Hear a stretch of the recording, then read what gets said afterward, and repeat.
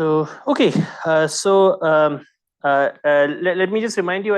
We did a few things slightly hurriedly last time, so I'll just remind you where we ended up last time.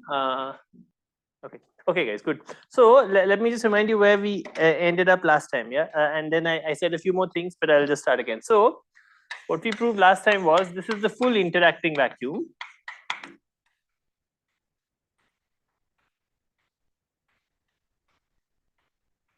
And if we look at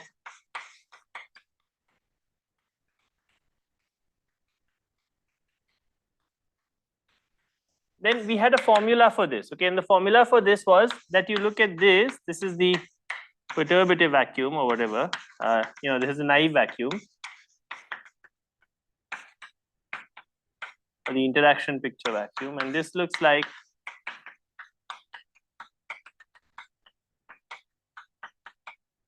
S, where S was just e to the I HIT from minus infinity to infinity.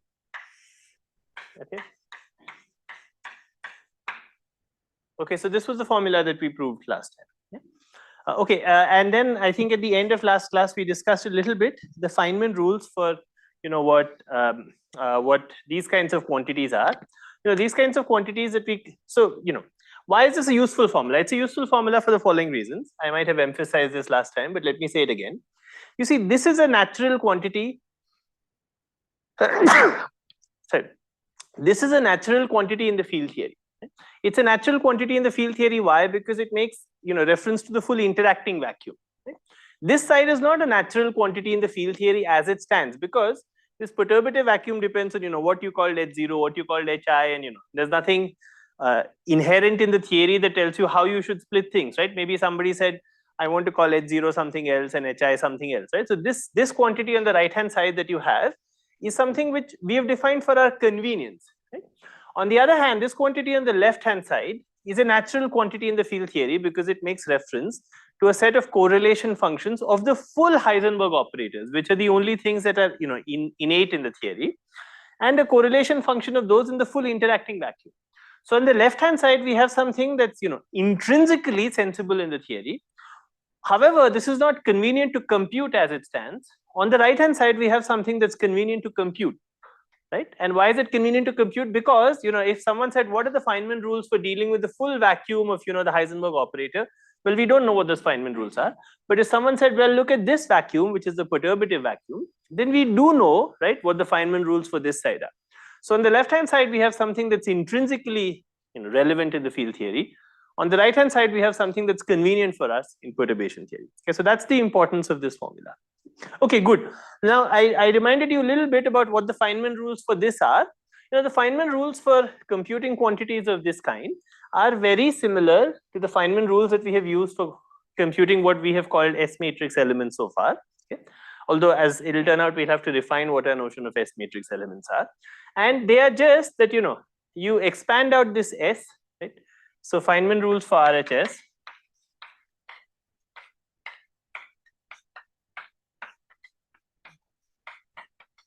We expand out S,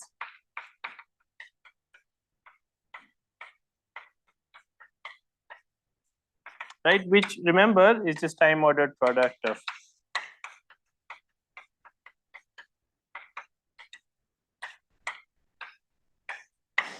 expand this out. So you expand it out in powers of Hi, right? And apply Wick's theorem.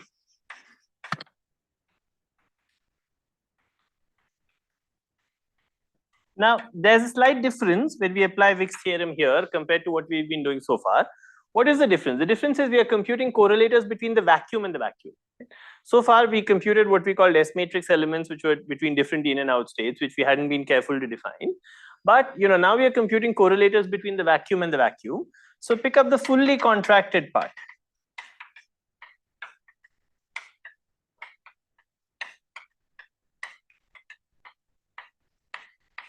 Yeah. Okay. So that's what. Okay. So why doesn't this? This is the right setting. Okay. Let's try.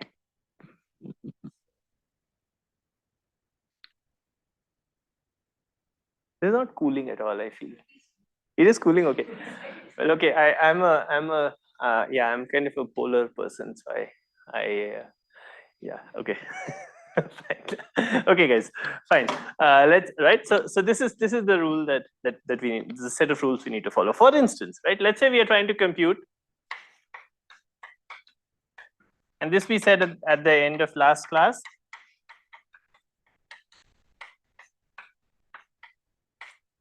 Okay, so how do we compute this on the right hand side? You know what we have is,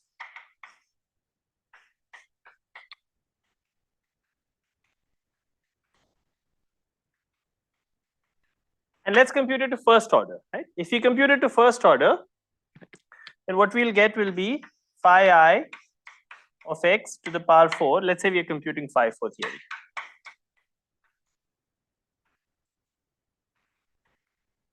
Which means the interaction Hamiltonian has a 1 over 4 factorial. Okay. So you'll put this, you'll put a lambda by 4 factorial.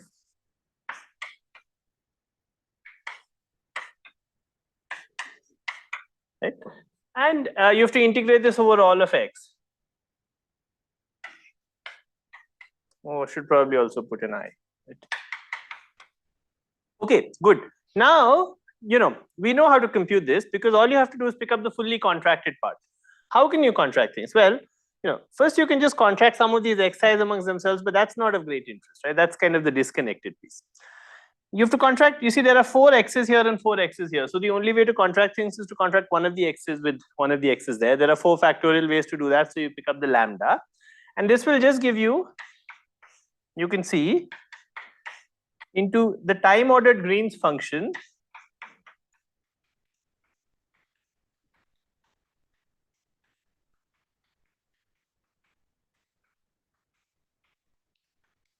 The product of 4 time ordered Green's functions integrated over all space. Right? In Feynman diagrams, what is it doing? Well, draw this diagram. And it's almost what we, earlier we were assigning the value minus I lambda, which is fine, except that you also have the product of propagators. Right? So if you call this in position space, if you call this x, then that's what that is doing. Right? It's assigning, it's multiplying the propagators and integrating over. If you do this in momentum space, which is more convenient, then the Feynman rules for this are just, minus I lambda, k1 square minus m squared plus if. Let me write a product. Product over I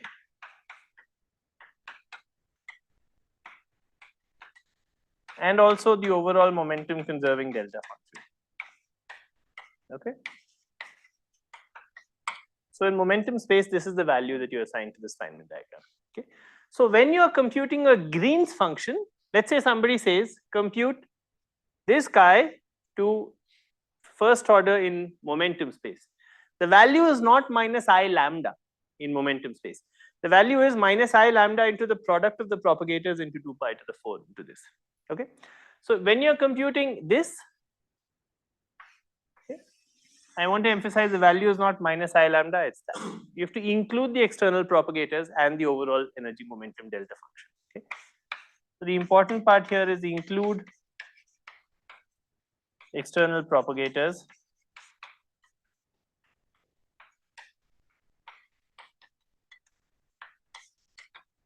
okay.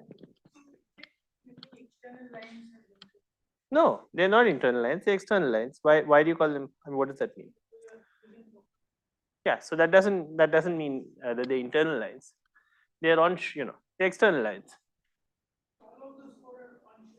No, they can't be on shell, because if they were on shell, this would give you infinity. Notice when you take the Fourier transform of this, the Fourier transform of this doesn't have support only on shell.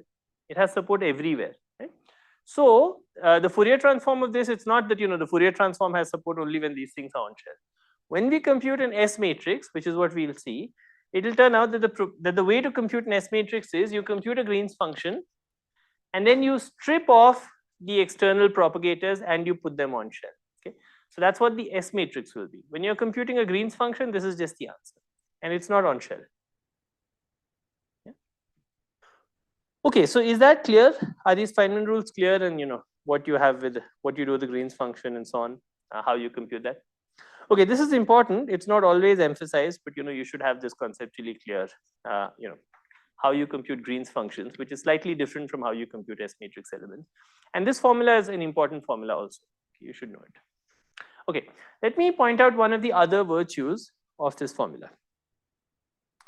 You see, in the beginning, when we started this discussion a couple of lectures ago, we started it by noting a problem. The problem we noted was that if you wanted to compute this guy, this Green's function to second order in lambda, then one of the diagrams we got was this, and we got this. We might also get other diagrams like which are connected, but we also had this diagram, right?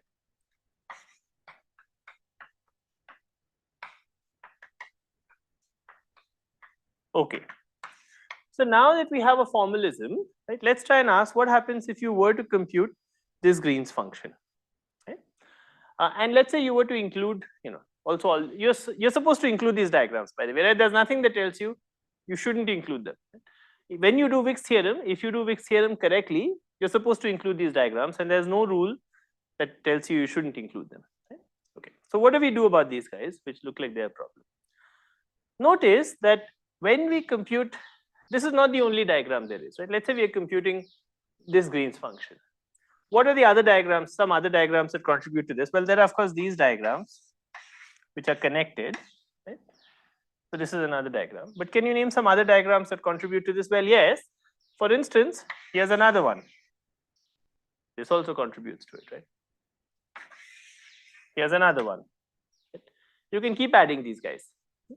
So apart from the connect, there are two kinds of graphs that contribute. This one and this one are connected graphs.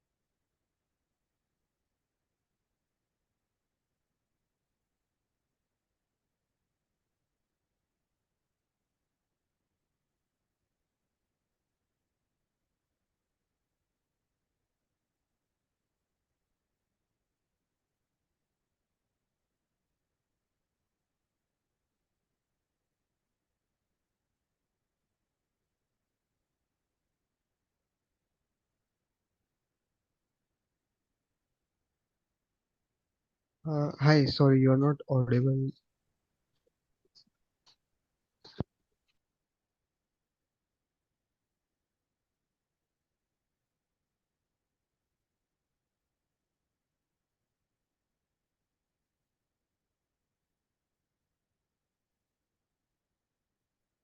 Now I'm audible? Yes, now you're audible. Thank you. Thank you for telling me. So what I was saying here was, in every process, you have connected graphs and you have disconnected graphs. And if you look at any particular Green's function, all of these contribute, but for every combination of connected graphs, you have all possible combinations of disconnected graphs. So we really just have the distributive law. The disconnected graphs don't have any external propagators or any momentum conserving delta function or something. They're just some numbers which are going along for the ride. In fact, this number is infinity, but whatever it is, just going along for the ride. However we choose to make sense of this number. So this is the sum of all graphs that contribute to a Green's function of the kind that we're computing on top. Okay? Sorry, actually not to a Green's function, to the numerator of the RHS of that formula. Okay? So I shouldn't have said Green's function. Okay, to the numerator of the RHS is that. Okay. What about the graphs which connect to the denominator? What is the denominator?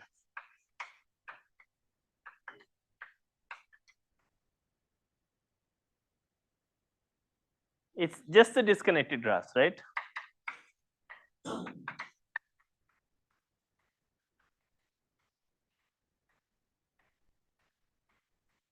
Therefore,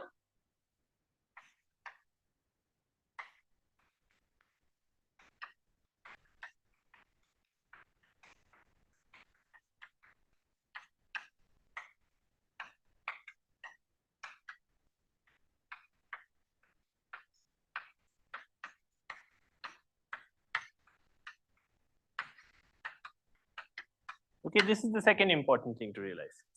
So we don't have to bother about the disconnected graphs, because even though we got disconnected graphs, they don't actually contribute to the right hand side. Right? Remember that the numerator of the right hand side and the denominator are not intrinsically something that's meaningful. They have to do with how we chose the vacuum, right? And we chose the vacuum in some way which wasn't necessarily a very nice way to choose the vacuum, by splitting up H into H0 plus Hi and saying we want to look at the vacuum of call 0 the vacuum of H0. Right? But that's not something that's meaningful in the theory. And that the fact that we chose this vacuum badly comes up, tells us, or manifests itself in the fact that when you compute some processes in that, you get these disconnected graphs in that wrong vacuum. But when you compute something that's physically intrinsically meaningful, which is what you have on the left hand side, these disconnected graphs all cancel. Okay? So this is the second thing to remember. Okay, so that's the virtue of this formula. Okay, let me point out a mathematical curiosity about the sum of disconnected graphs.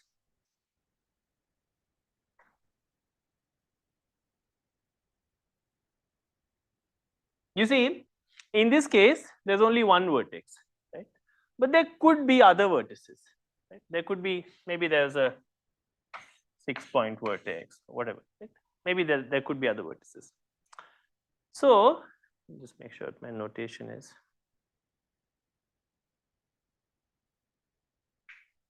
Yeah. You see, okay. By the way, what I said so far is the important part. Okay.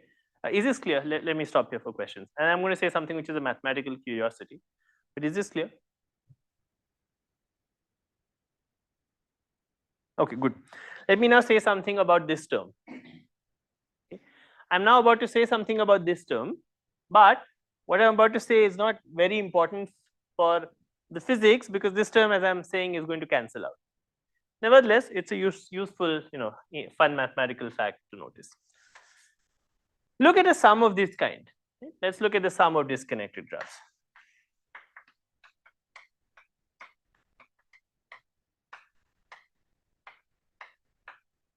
What is it? It's this plus.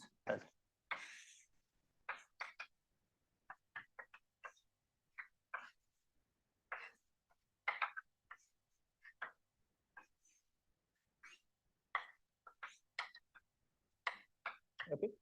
Okay. Let's say I call these nuclear disconnected graphs, which in this case is just this one. But if you had other vertices, there could be other nuclear disconnected graphs. Let's say I call this V.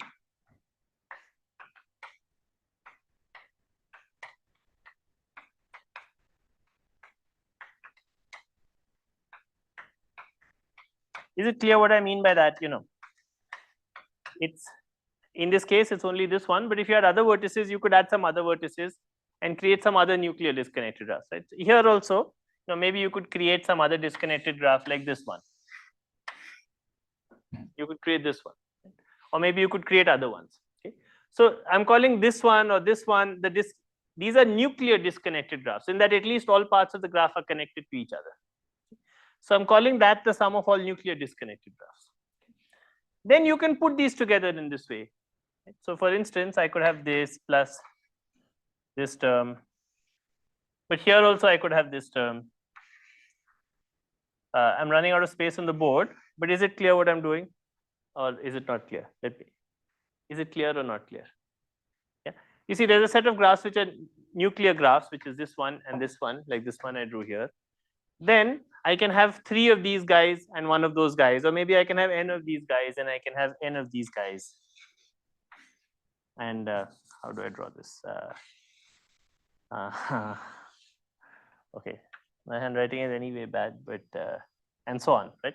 And you can have like more of these guys, right? You can keep going. You can have m of these guys,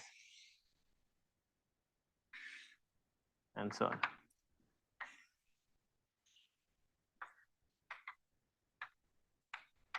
Okay, so you could have maybe this guy m times. Okay, such sums, such terms, okay, come with what's called a symmetry factor. We haven't discussed symmetry factors so much in this course, but if you remember, when we first discussed Wick's theorem, we discussed the fact that when you expanded out this time ordered product of e to the minus I hi, there was in fact a 1 by n factorial that came. And then, in the exponent, this is not the lambda phi 4 by 4 factorial, but a 1 by n factorial that was coming from this guy. Okay, but that 1 by n factorial will often cancel out with different ways of doing the contraction. However, sometimes it doesn't cancel out.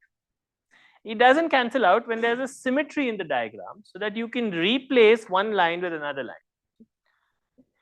When there is a symmetry in the diagram, then it turns out that this factor doesn't cancel out. It's called a symmetry factor. In general, computing this symmetry factor is, you have to be pretty careful about it. In fact, I'm pretty sure if you gave me a general diagram and asked me to compute its symmetry factor, I'd probably get it wrong. Okay? However, in this case, the symmetry factor is pretty simple.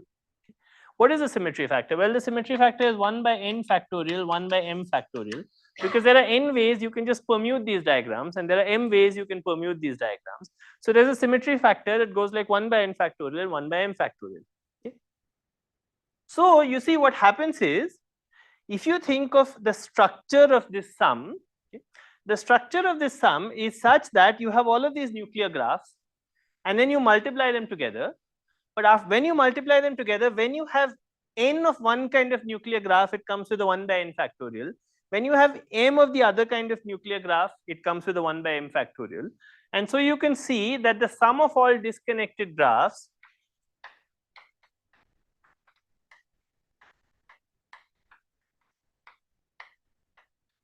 is just equal to e to the v, where v is the sum of all nuclear disconnected graphs. You see why this is happening? The sum of all nuclear disconnected graphs is like this plus other graphs of this kind, right? But whenever, so let's say you exponentiate this, right? That looks like the exponential of this plus the exponential of this, and so on. And this is exactly what you get if you try to sum all disconnected graphs, because when this appears n times, it comes with a 1 by n factorial. When this appears m times, it comes with a 1 by m factorial. Similarly, there are other disconnected graphs like this one. But whenever this comes q times, it comes with a 1 by q factorial. Okay? So the important formula is just this one, okay, where v is defined as the sum of all nuclear disconnected graphs. Okay. Okay. This formula is never going to be relevant for anything we calculate in this course, because we are never going to consider disconnected graphs. But it's a useful combinatoric argument that in some other context is useful. Okay. Good. Is that clear?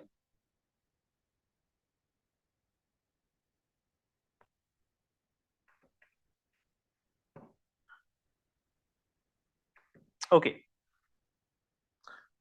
So if this is clear, I'm going to go on to the next part. What I said on this part of the board is important. What I said here is a mathematical curiosity for our course. Okay. Although it's a useful combinatoric argument to keep these things in mind. Okay. I want to give you another way of thinking of these Green's functions.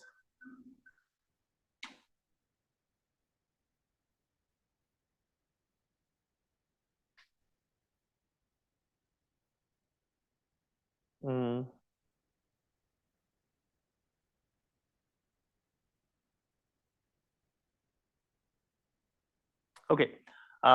Is so far just what I'm saying is clear, or any questions? No questions about this? Okay, good. I want to give you another way to think about this right hand side. Okay. This same quantity.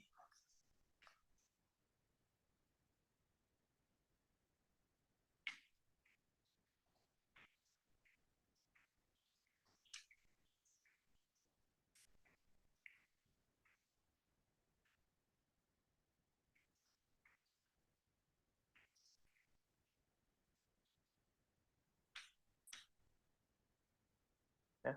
Okay. Consider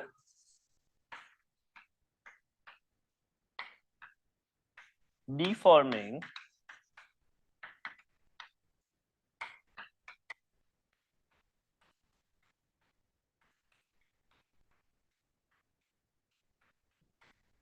so we have some Hamiltonian, right?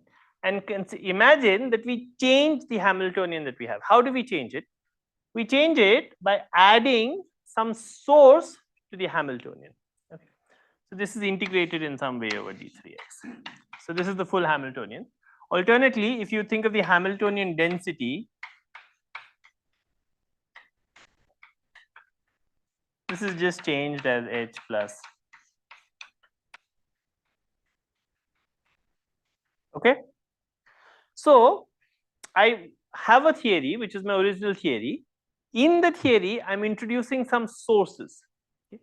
What is the source to? Well, it just turns on, just add some energy proportional to the field. Okay. But this energy is, dependent on the space-time point. Okay. That's why it's called a source. So it's like saying, maybe at some point in space, you do something to the theory so that if the field has some value there, it changes what the energy is. So this is some model for a source. Okay. A source is a word, it suggests that you have something that can spit out particles or absorb particles.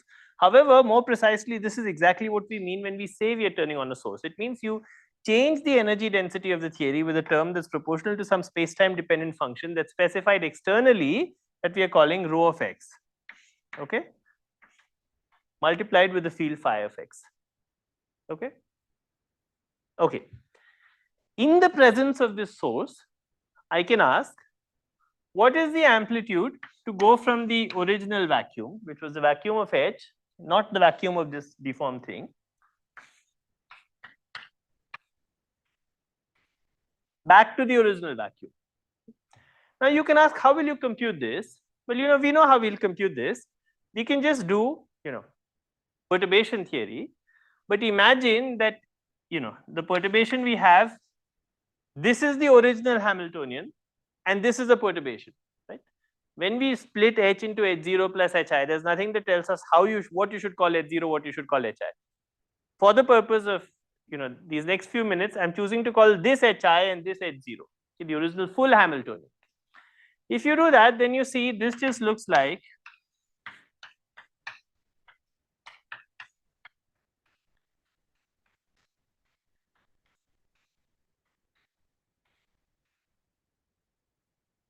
okay.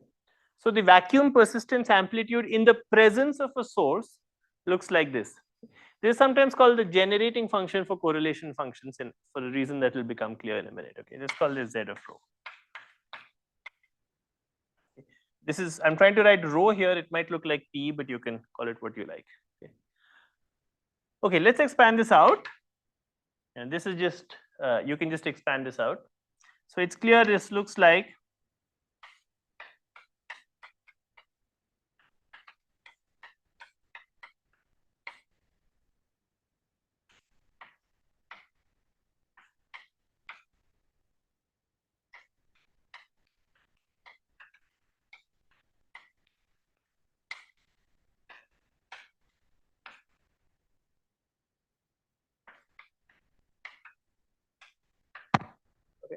with some factor of I to the n.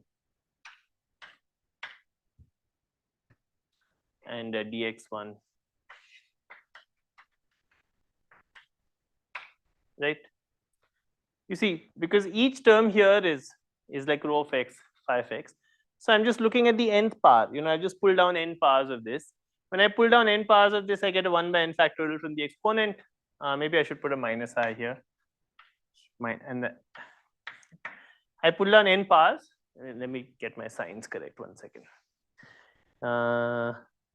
Did I use minus or plus for the source? Sorry. Let me put a minus sign here to make this simple. I think this is how it's conventionally defined. Sorry, guys. I'll put a minus sign here. If I put a minus sign here, that saves me from putting a minus sign here. Okay. It's okay if you wrote the original thing, just put a minus sign with the plus. Okay, so it doesn't matter for anything, except whether you put an I here or not. And then this becomes a plus I. Okay. That's because you get t to the minus I hi. And so if hi is minus, then you get a plus there. Okay. So it's not okay. Good. So notice that this is just, if you just expand this out, you get I to the n, rho x1, rho xn, right? However,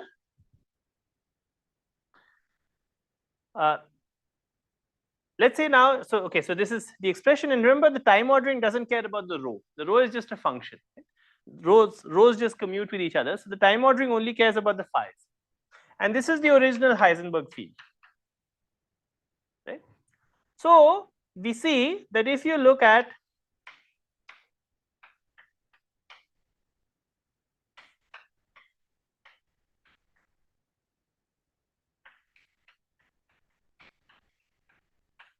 let's say you take the functional derivative of this generating function as a function of these sources. What does that mean? You compute this generating, this is a functional. Why is it a functional? Because you give it a function of space-time. This gives you a number. That's the number. For every function, it gives you a number. You can ask, what if I change the function at the point x1 slightly, but don't change it anywhere else? Right? And that's what a functional derivative is. I can take the nth functional derivative, which is like an nth partial derivative, except you're taking a derivative with respect to changing this function of a functional. If you do that, you see the n 1 by n factorial just cancels out. Okay, and I should put now, this is just I to the n times this right hand side. Let me put a minus I here.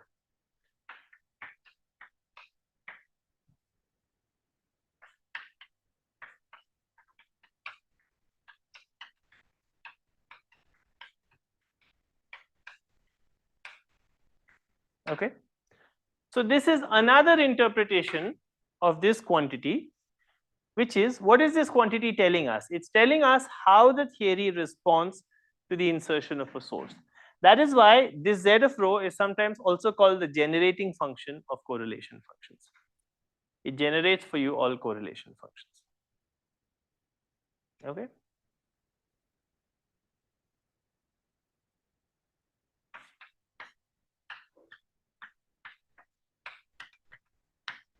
Because if you know this, then you can take derivatives and get this. Okay, get all Green's functions. Okay, is this clear? You need to put z equal to 0 after calculating the derivative. Thank you. Yeah. Thank you. Thank you very much for pointing this out. Indeed. When you take the, thank you very much. When you take the derivative, yeah, I should have been more careful. You see, let's say I take the second derivative. Sorry, that was not a good thing to miss. Let's say I take the nth derivative. Then of course the terms which have less than n, right? Those terms just vanish when you take the nth derivative. The term which has, the nth term here contributes, but the higher terms also contribute, but they have some remaining powers of rho.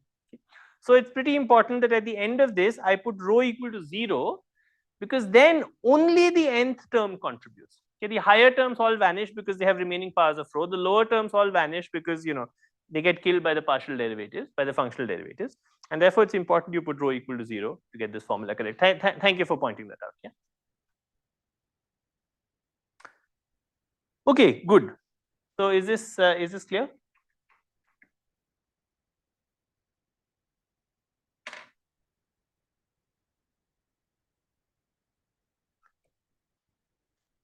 Okay. Okay, so that's what I want to say about Green's functions. I now want to turn to a discussion of the LSZ reduction formula, which we might not complete today, but at least we'll be able to state it. Are there any questions about this discussion of Green's functions?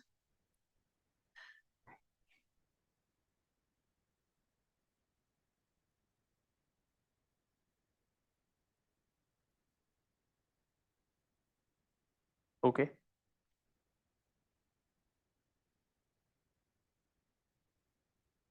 Okay. Okay, so now I want to change gears. Okay, we have computed these quantities, which are intrinsic. However, while these quantities are intrinsic in some sense to the theory, okay, they are not yet, the best kinds of observables to compute. This is a discussion we've had several times already, and that is because those quantities that we are computing, they still depend a little bit on what we call the field phi. Remember, in the full interacting theory, there isn't a well-defined notion of what the fundamental fields phi are. Someone could say, I wrote the interaction Lagrangian in terms of the field phi. Somebody else could come along and say, well, I like to use the field phi plus phi squared. Okay? And so it's important that, those kinds of correlation functions still involve some kind of choice of reference field, and then they make sense. Okay? Sometimes, and this I've said already a few times in the class, sometimes those correlation functions, we have a way of specifying which operators we are talking about. For instance, when we study conformal field theories, then we have a well-defined notion of saying, well, we are talking about operators that transform in a particular way under symmetries. And those operators are well-defined as local operators. And so, in some theories, we can really talk about those correlation functions. But often we want to talk about not about correlation functions, but about S matrices. Okay? So I now want to discuss a very important formula. It's called the LSZ formula, okay? After Lehman, Szymanczyk, and Zimmerman, okay? Which relates Green's functions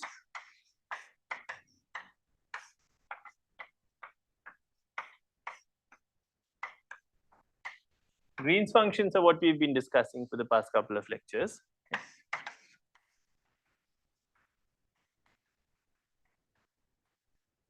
Okay. Now, by the way, we can already kind of guess the answer. In fact, a few minutes ago, I told you what the answer was going to be. The answer is going to be very simple. In the end, the answer is going to be, we have these Green's functions. We strip off the external propagators. We put the external lines on shell, and we get the answer for the S matrix.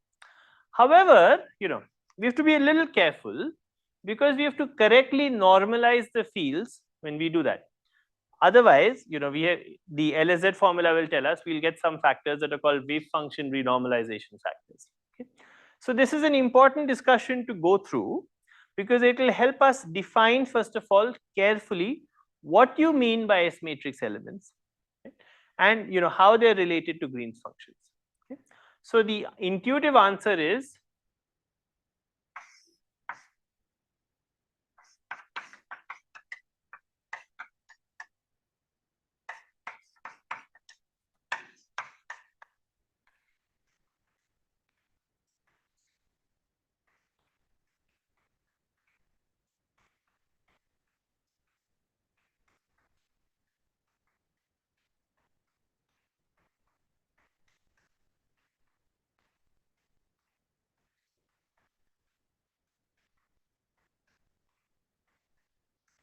okay, that's going to be the answer.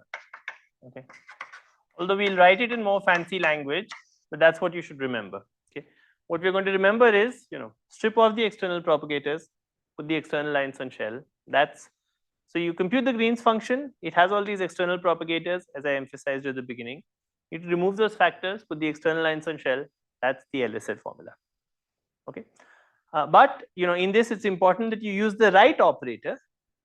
There's a class of operators which are the right operator, but we have to correctly normalize the operator, and that will become clear. Okay? So this is not the precise formula. This is just what you should remember. Okay, this is kind of the slogan, but I'll write a more precise formula, of course, by the end of this lecture. Okay. Okay. So this is a very important formula because, as I said, it will help us explain what the S matrix element is. It will help us define what the S matrix element is and relate it to these Green's functions. And that will kind of bring us to, it will complete the story that we have of how you should define and compute S matrix elements, because we have already derived a formula for how to compute those Green's functions. This will tell us how to compute how these S matrix elements are related to that. And that will be the conclusion of our formal formula for what we should compute in quantum field theory so as to get S matrix elements. We then will have to discuss other things about renormalization and so on. Okay, but the formal developments of what we need to compute will stop here. Okay, is this objective clear?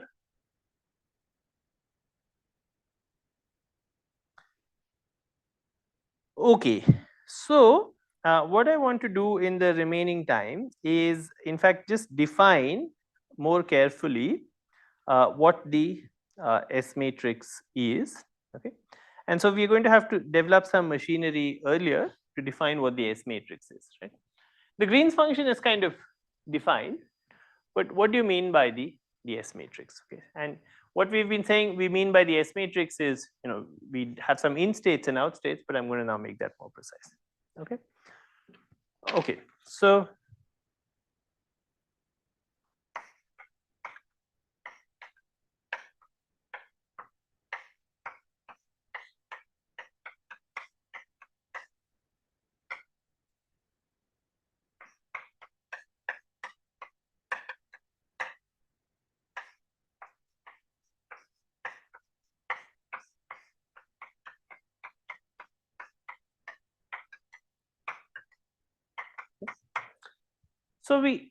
I now want to say, let's take some operator.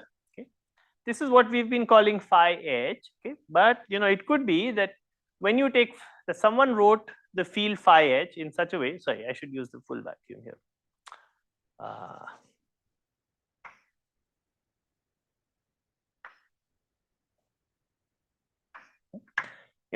Maybe the way we've written the field phi is that in the full vacuum, the full field phi has some vacuum expectation value. If so, for the purpose of our discussion, you should define a new operator which has no vacuum expectation value. Okay. Similarly, it is important that the operator we are using, we are now going to make reference to an operator that has the correct elements between the vacuum and the one particle states. Okay, so this is a question of normalization.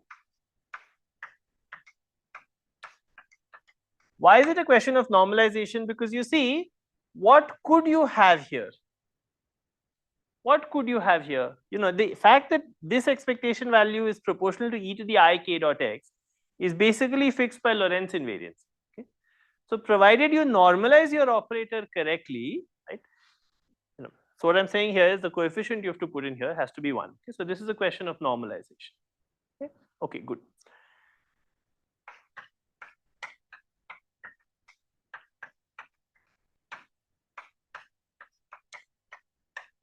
Okay, so let's say we have some field phi. We now want to make reference to, we want to, if necessary, redefine the field phi, okay, so that it does not have any vacuum expectation value, and so that it has the correct matrix elements between one particle states and the vacuum. Why do we use one particle states for normalizing the field?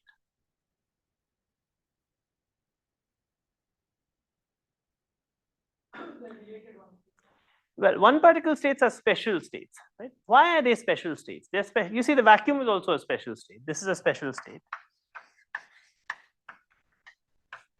Why is it a special state? Because it's a state of lowest energy, right? So this is some intrinsic state to the theory. Why is this a special state? This is a special state because one particle states are also uniquely specified by their conserved charges. This is true even in the full interacting theory. Okay, you should remember this fact. One particle states are special. They are not like two particle states or three particle states. Why? Because they are specified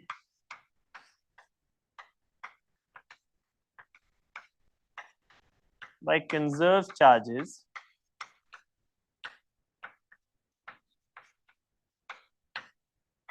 in the interacting theory.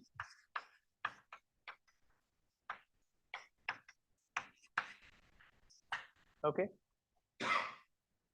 So one particle states are a very special class of states. The vacuum is a special unique state. Okay. And that's why, it's fair to say someone could have said, you specified the operator and its normalization, but you didn't specify what this state was. But we did specify what this state was, right?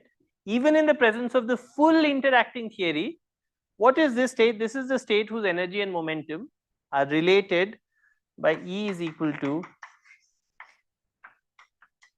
k squared plus m squared. So it has a momentum that's given by k, and its energy is given by square root of k squared plus m squared, where this is the physical mass. Okay. These are the only states in the theory that satisfy this relation. Two particle states can never satisfy this relation. So these are the states which have a certain set of conserved charges. In the full interacting theory, they're specified unambiguously. Okay. And we are now specifying the operator by saying this. Okay. Do you see this is that's the difference between this state, for instance, as we are going to see in a minute, is not specified unambiguously. Okay. What is this state? It has some energy which is k1 0 plus k2 0. It has some momentum which is k1 plus k2. But there are many such states. There are many such possible states in the theory. The state is not unique. And in fact, the S matrix is the overlap between one way of specifying the state for in fields and another way of specifying these states for out fields. Okay. So this state is not uniquely specified by its charges. That state is uniquely specified by its charges. This is something which you should be very clear about. Okay. So one particle states are specified. There's no notion of in one particle states and out one particle states. They're all the same. Okay. Two particle states and higher are not specified, and the S matrix is telling you the overlap between different ways of specifying two and higher particle states. Okay. Okay.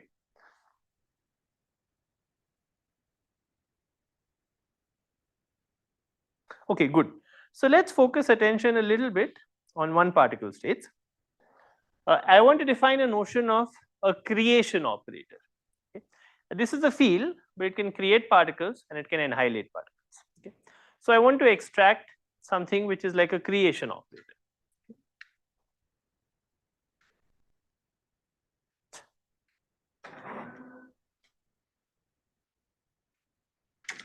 Okay. So how do I extract a creation operator? You see, let's say I just took the field and I Fourier transformed it with e to the I k dot x. Then, I would not quite get a creation operator. I'd get both creation operators and annihilation operators.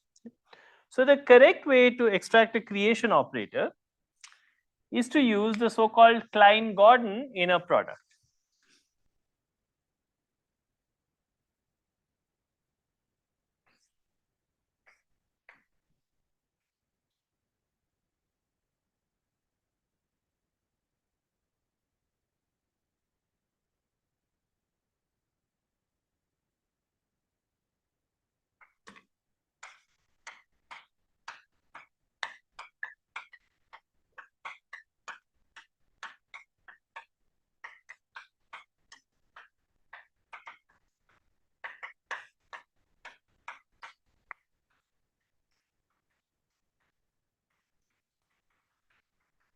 As I'm about to say in a minute, the reason this is in quotes is because this creation operator is not going to satisfy a free field algebra. Okay. It's going to be some operator that will create one particle states, but it is not going to satisfy a free field algebra. Okay. So let's be very clear about this. Okay, good. So how do we do this, right? So what we do is we start with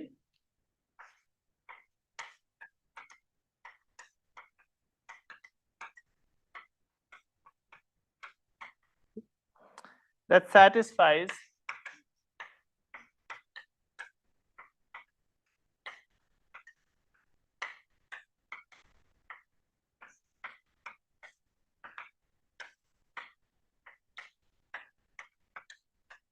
okay, which means that it satisfies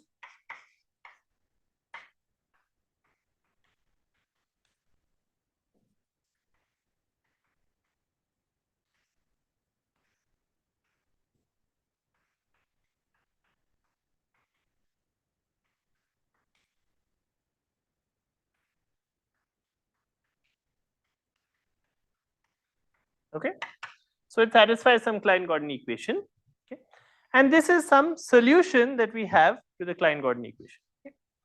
Second, we can specify that this f of x has only positive or only negative frequencies. So let's say we choose that it has only negative frequencies, which means that we write f of x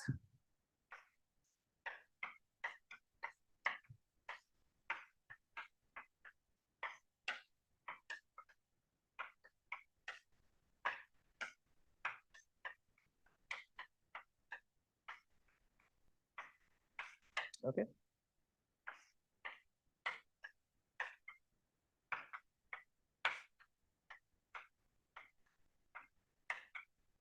Okay. So this is our definition of what f is. Okay. Okay. Notice that f of x in principle could have both positive and negative frequencies, but I'm choosing to choose a negative frequency solution of the Klein-Gordon equation. Okay.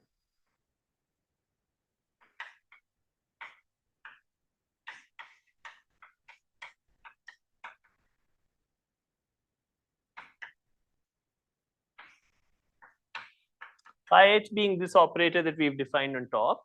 Okay.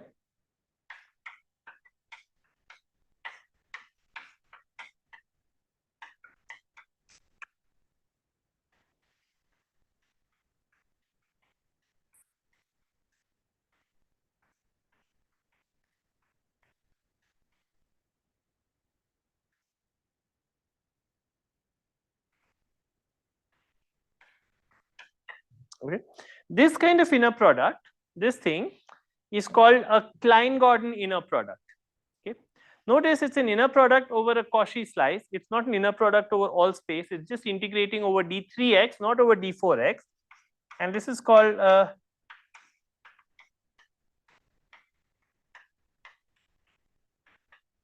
okay. So what we have here is phi times d0 of f minus d0 of phi times s. Okay. Okay. Let's study what happens. And I should put an I here actually. I have put an I. Yeah. Let's study what happens if you look at the inner product of this guy between a one particle state and the vacuum.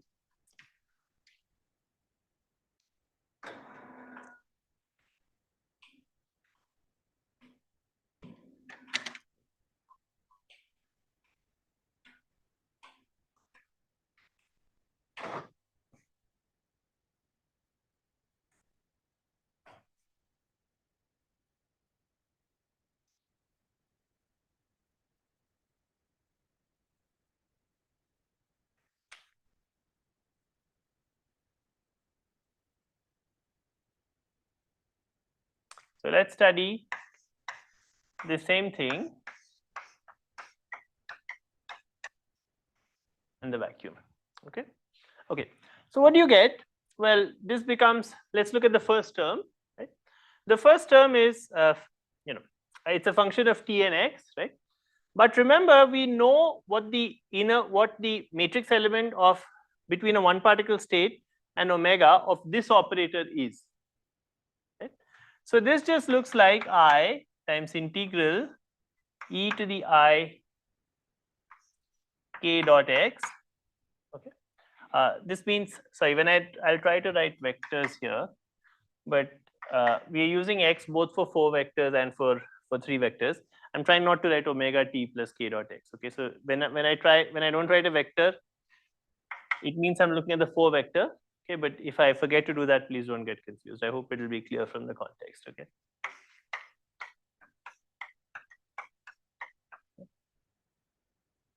Minus. Okay. Now this is the derivative of phi h, but this matrix element you again know what this is.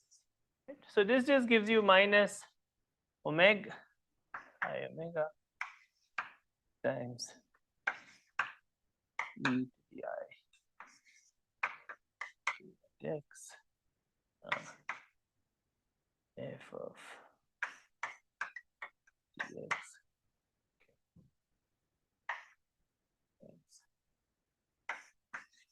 x. It an integral. Okay. Okay. But now let's substitute the formula we have for f there. Okay. Huh? Factor of 1 by 2 pi cubed. Where is the factor 1 by 2 pi cubed here? There's no factor 1 by 2 pi cubed here, right? Because this matrix element is just defined as e to the I k dot x. So it doesn't have, there's no factor of 2 pi cubed. It will come now when we substitute that formula. Okay.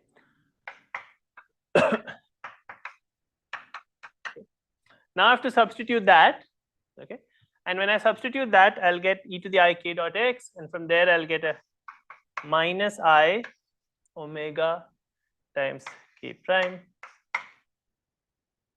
times f of k prime times e to the minus I k prime dot x. Okay. And then I have minus I omega e to the I k dot x times e to the I minus I k prime dot x, and the whole thing is integrated with d3x d3k cubed twice omega k. Okay, so I didn't know anything. I just substituted here. This is omega k, this is omega k prime. I just substituted the definition of f into this. I tried to do it correctly. I hope I did it correctly. Yeah. Okay. But now notice there are many integrals. Okay, there's an integral over x, and there's an integral over k. Okay. But what does the integral over x do? Well, the integral over x is an integral over d3x, right? And it sets k equal to k prime. You see that? Okay. It sets here also k equal to k prime. What remains here? Notice this is actually a 4 vector. What remains here is e to the I omega t and e to the minus I omega prime. But remember that this 4 vector is on shell. Right? Because it is on shell, you in fact the e to the I omega t term also cancels out. Right? So what happens is we get here an I times, so you do the integral over x, it gives you a delta of k minus k prime. You can use the delta of k minus k prime to do the d3k. The 2 pi cubed will also cancel out. In fact, the twice omega k will also cancel out because you have a minus I omega k minus I omega k. You have a factor of I outside which will cancel the minus I. So in fact, this will just give you f of k. Okay. This is independent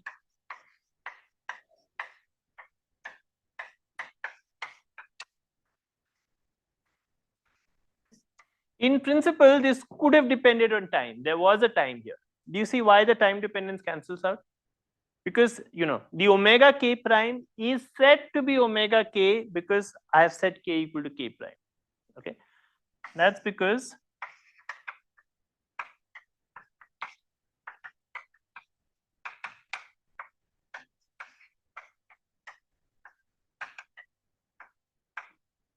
and here we have an e to the minus I omega k, and here we have a e to the plus I omega k. And there was a 1 over omega k, but that also cancels. Is this clear? Huh? There should be an fk. Fk prime actually.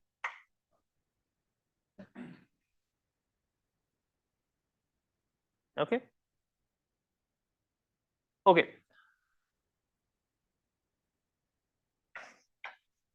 Okay, I'm going to give you 1 minute to compute this.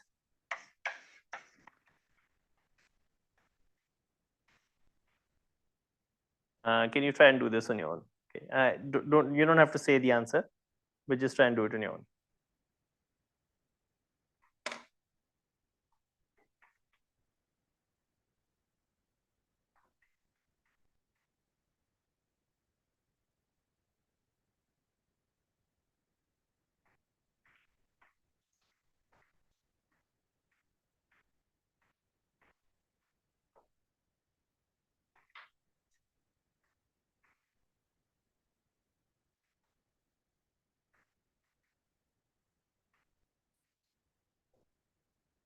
Huh. What? Shouldn't it be 0? No, it's minus and minus.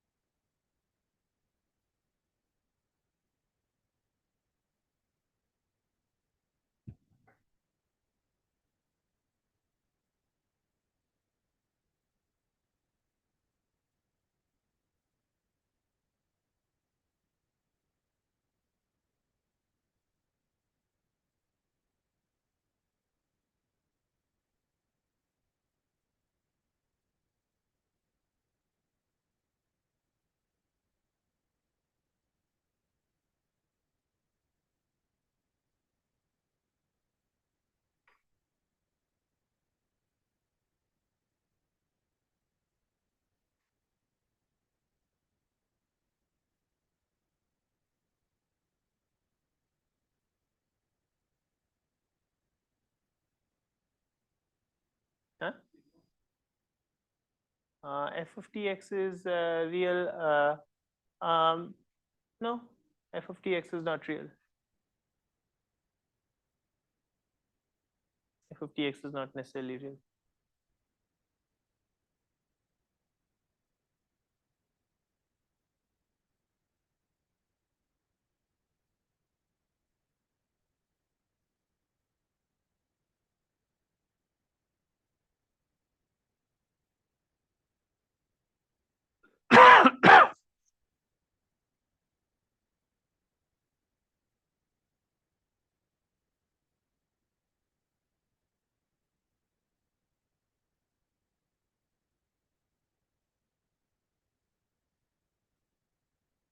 When you try to do the calculation, you'll see.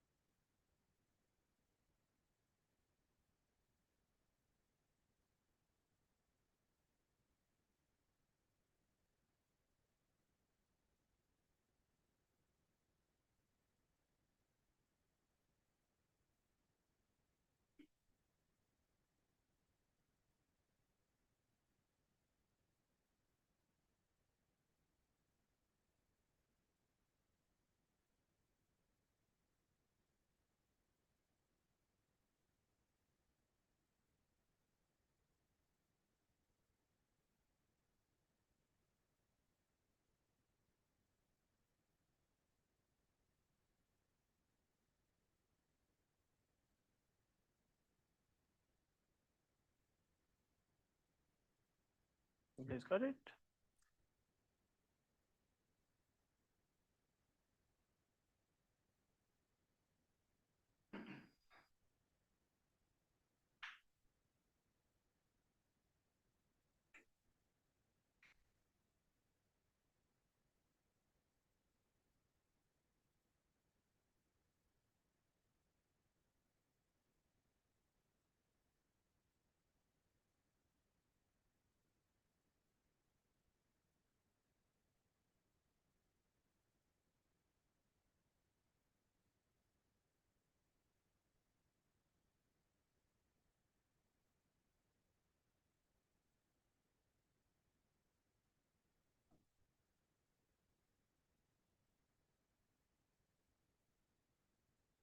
Okay, what's the answer? Okay, good. The answer is 0, right? You see, because f of x, by the way, is not real. It's important that f of x is not real.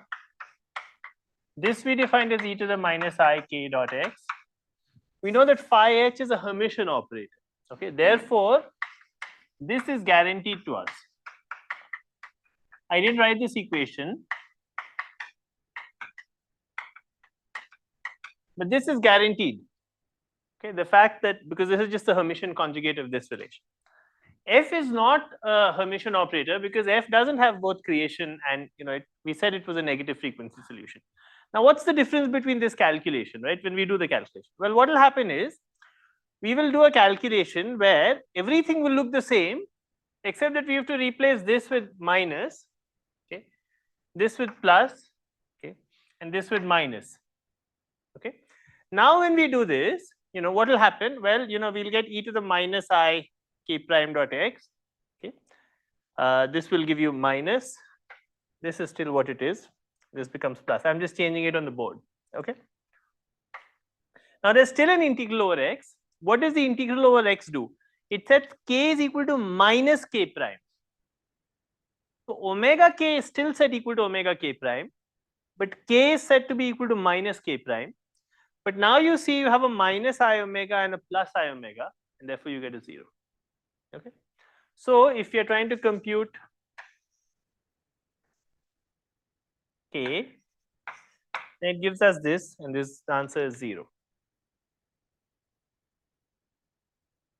Sorry. Let me just write the answer now. I've messed up.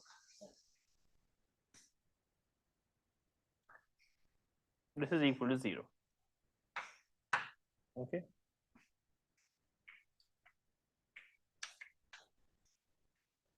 I shouldn't have erased all of this, but okay, never mind.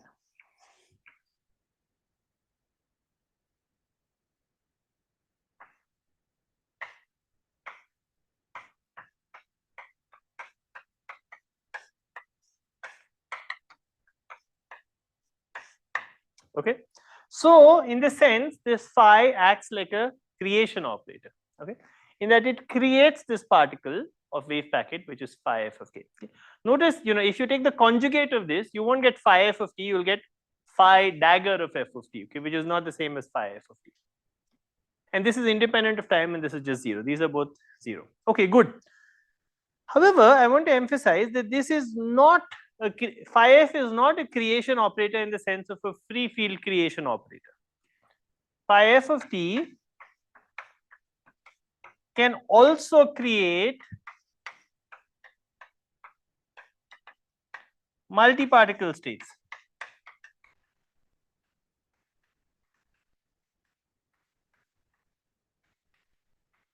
Okay. Why can it create multi-particle states? Because remember, the field is an interacting field. Right? So when you take the field and you look at this matrix element, which is Q, say Q is a multi-particle state.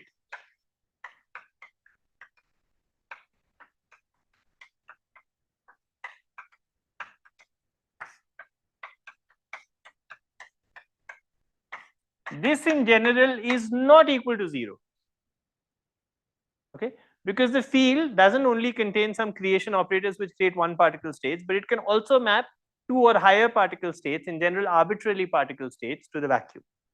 Okay, so this matrix element for the field itself is not 0. Therefore, just by smearing the field with some function, if you've not managed to get rid of all the multi-particle states. So this is not a free field creation operator. Okay, that's very important.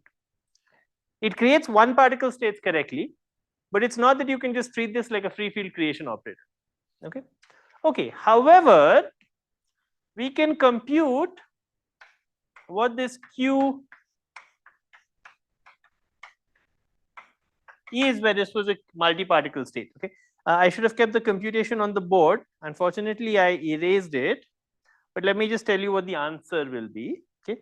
The answer will be that this will give you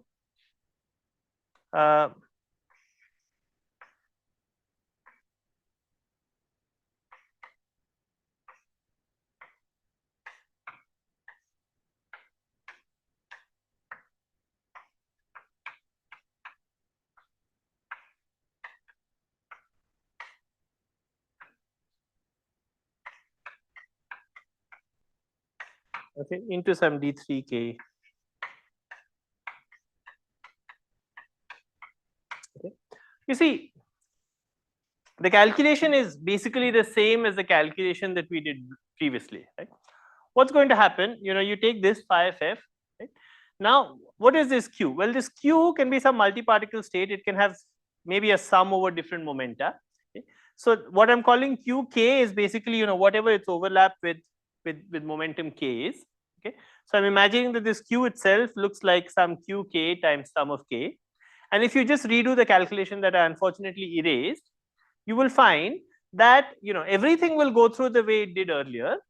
Okay.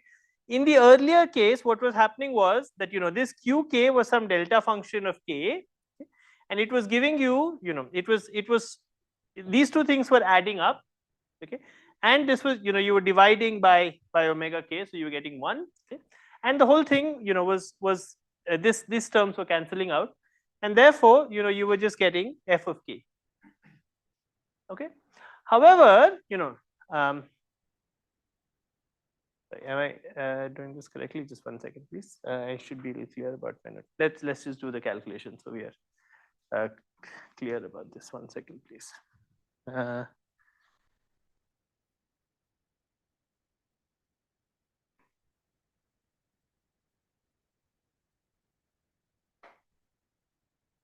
Sorry, let's just do the calculation. I erased it, but let's just spend the time doing it so I don't get this factor wrong. This is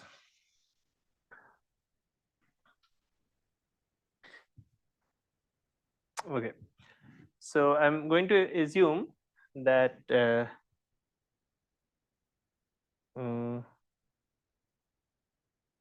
sorry, I'm going to assume that this Q times by h of x times 0.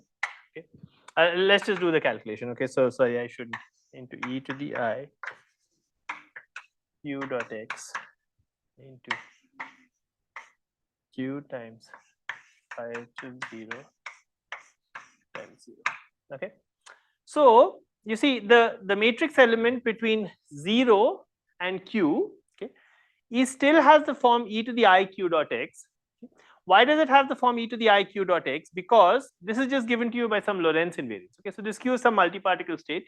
This is just Lorentz invariant, and then you have this matrix element. Okay? This matrix element, in the case of one particle states, was being set to 1. Now it's not going to be set to 1. It's going to be something else. Okay. Okay. Good.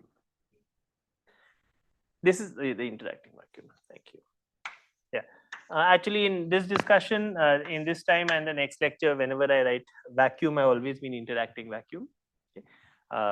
When we go back to perturbation theory, we might discuss the perturbative vacuum again, but for now, this is just how it is. Okay.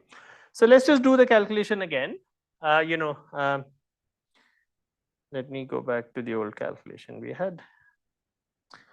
Now we had, let's say you compute Q phi f of t times omega. Okay. So it looks like I times e to the I q dot x,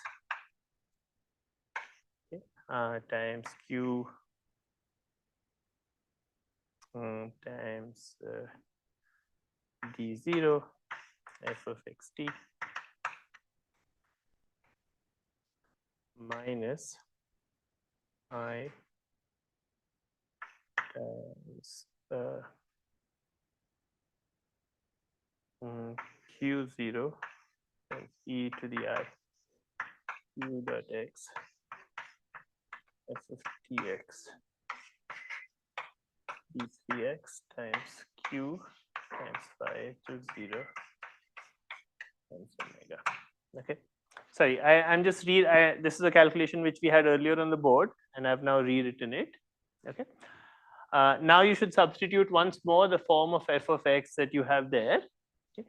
And if you substitute that, then you get I times e to the I q dot x times f of k e to the minus I k dot x times omega k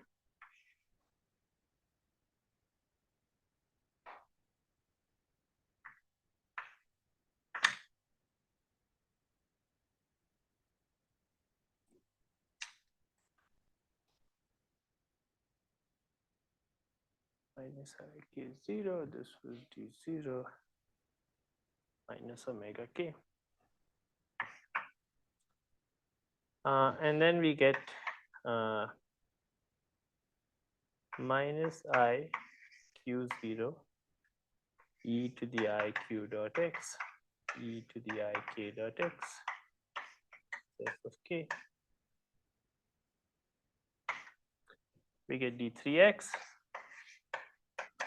and we get q times phi h of 0 times omega. Sorry, I had a wrong formula. That's why I'm going to correct the formula in a minute. Yeah. Okay. Once again, you do the integral over d3x, yeah? And there's an integral over d3k by 2 pi q. You do the integral over d3x. When you do the integral over d3x, you see that the spatial part of k gets set equal to the spatial part of q, okay? Because that's the integral over x. Okay. So you do that, and the spatial parts get set to be equal. However, now the energy is no longer, q0 is no longer equal to k0. Okay. Neither is it the case that q0 here is equal to omega k. Okay. So there's a I, there are various minus i's there, and I think that will cancel. So what you will get will be omega k, omega q, okay, plus q0 divided by omega q, which is what you get from there, okay, into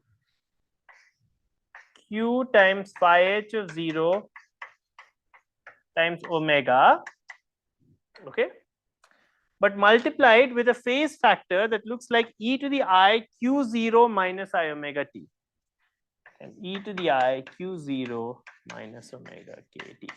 So now it depends on time, and it's given by this. And what I wrote here was, first of all, there should be no integral, which is completely wrong.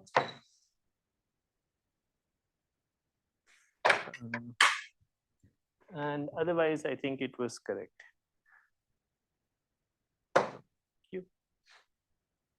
Q0. Sorry, guys, I wrote a wrong formula here. That's why you shouldn't make up formulas. You should do the calculation. And this is f of q. Okay. Okay, good. I think now the formula is correct. Yeah. Okay, good. I think now it's correct. Yeah. Okay. So notice now there are some differences with what we had previously. Okay. I'm sorry for making up a formula. Okay. I shouldn't have erased this and I shouldn't have made this up, but this is the correct formula now. Okay, good. So this is the correct formula, and you see what has happened now. The differences are, first of all, this factor is not cancelling, but that's kind of trivial. Okay, it's some number. This is omega q. You know, you have q0 plus omega q by omega q. Okay, that's some number. The important fact is that now the answer for this matrix element depends on time, because you have q0 minus omega q of t. q0 is always larger than omega q, because for a given momentum, right, if you have a multi-particle state, it always has more energy than a single particle state, right, for a given momentum. So there's some phase factor here which is oscillating, and then there is this f of q. Okay. Okay. So this is an oscillating phase factor.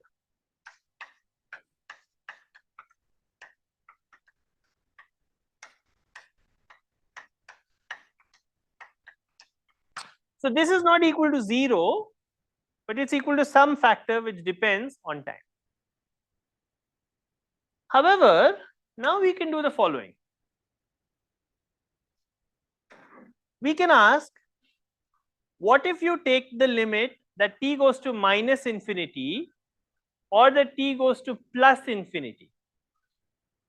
And in that limit, if you take a superposition of states of different multi-particle states of different energy momentum, then you see that this factor is rapidly oscillating, and therefore this matrix element, even though it is not 0 at finite times, you can neglect at very late and very early times.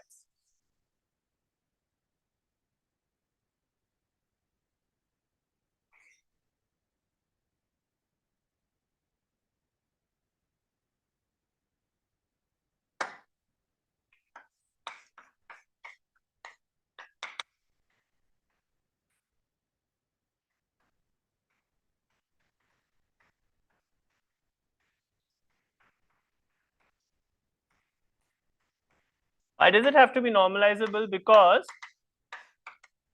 if psi, for instance, I'll write the formula element then.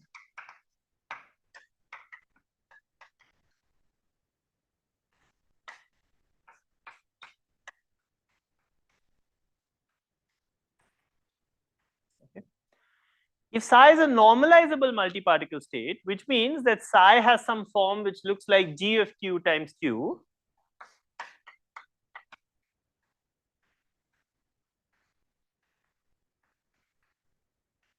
this is kind of imprecise because q can run over multi-particle states, so I should sum over, various particles here. Let me write tilde here. Okay. Then you see that what will happen now is you'll get an integral, okay, over this g of q. But if this g of q has the right smoothness properties, then as you take the limit that t goes to infinity, this integral goes to 0. Because these rapidly oscillating things just completely kill the integral. Okay, as t goes to infinity. So in the limit, when t goes to infinity, pi f t does not create multi-particle states.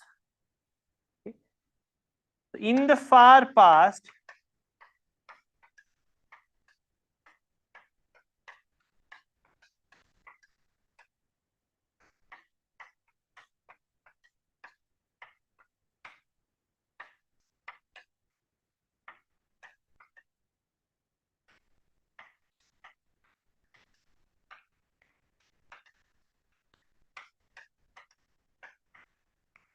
okay.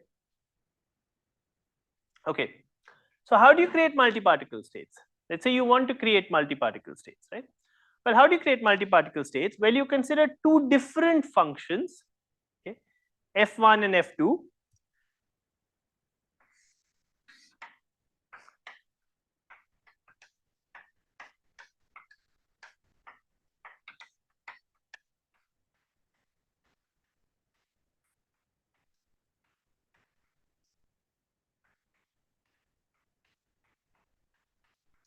And unless the phases are arranged in some, for most choices of phases, you will find that f1 and f2, these wave packets, as you go to very early and very late times, they separate. Okay? Unless you've there's some conspiracy of phases so that they're going exactly in the same direction. If these are normalizable wave packets, they'll separate. And so you define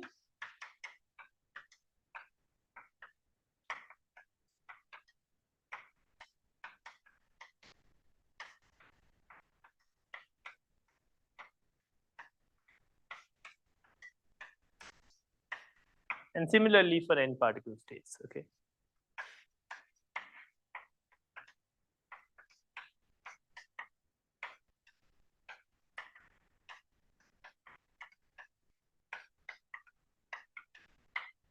Okay. And similarly, we can define f3, f4, This is, by the way, the same equation. Okay, I'm just taking. You could write this. You could put out here and put t equal to infinity here. I'm choosing to write this with a ket, okay, or with a bra rather than a ket. But it's, don't get confused with that. Okay.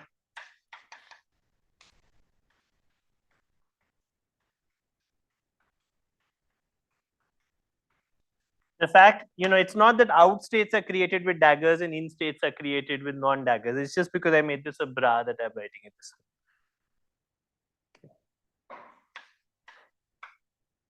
Okay.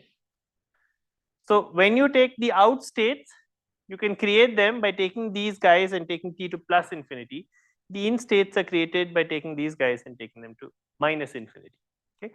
Notice that F1, F2, the two particle state F1, F2 is not unambiguously defined. You get a different two particle state as you go to minus infinity, and a different two particle state if you take F3, F4 equal to F1, F2. It's not the same state that you get it as t goes to infinity. Okay. These limits as t goes to minus infinity and t goes to plus infinity are different limits. What we argued here was, this guy didn't create a one particle state as you took t goes to plus infinity. Didn't create multi-particle states if you had one insertion. If you have two insertions, then it does create two particle states, but it creates different two particle states as t goes to plus infinity and a different two particle state as t goes to minus infinity. Okay. So this is now our definition of what we want to call in states and out states. Okay. And now this is a precise definition in the full interacting theory for what we want to call in states and what we want to call out states. Okay. And the S matrix, as we said at the beginning, is the overlap between these states and out states. Okay. The LSZ formula, so what I've done so far is just define for you how you define the S matrix. It's obvious this definition I gave for two particle states works also for any n particle states. And next time I will relate this S matrix to the Green's functions that we have studied. Okay, what I said so far might all sound simple, okay, and it is algebraically simple, but it's conceptually somewhat tricky, and I find that many people, at least for me, I know when I first studied quantum field theory, this wasn't conceptually clear to me. So please think about what we have discussed today, and make sure that this notion is clear to you. This notion of what are in states and what are out states is clear to you. Yeah. This is 0 doesn't end. Will it ensure that Q phi h 0 is Hmm? What? This being 0, yes. Will it tell that the out state can't be? This is not the what I want is phi h 0 and some out state Q. How is that? Sorry, first of all, I should have written psi. Sorry. What is your question? I didn't understand. What? So this is like the amplitude for going from vacuum to some other state. Yes. But that should be psi h. I didn't understand how to. Psi f was just smoothing out this psi with a function f. Okay. So this psi of f was creating a normalizable state. There it was a creation operator. Okay. So it was smearing this psi h with a wave packet. So we could create a wave packet. And then so I didn't understand. What was the question? Does this mean psi phi h 0 vacuum? Yes. No. It means that when you smear it, when you think of these creation operators, these are subtle issues. What does it mean to say that psi h? What do you want to ask? You want to ask if psi h x of t is 0? Yeah. You see, you have to smear it. These are all distributions. In some distributional sense, it's 0. In that, if you take psi h x of t, and you take the Klein-Gordon inner product with the right kinds of functions, then it is 0. Okay. So what we have done here is we have smeared it with a wave packet so as to make this inner product 0. If you just take psi h of x of t, okay, in some distributional sense, as t goes to plus or minus infinity, it's 0. But what is the distributional sense? The distributional sense is if you integrate it with wave packets and then integrate across the whole slice, then that is equal to 0. Okay. So it's important we made a wave packet here. And these wave packets are the things that are separating well. So these in states and out states are defined in terms of wave packets, which are separating nicely.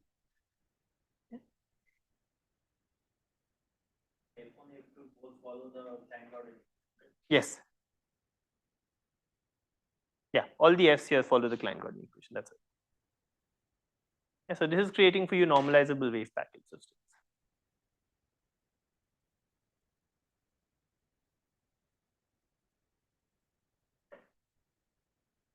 Are there any other questions?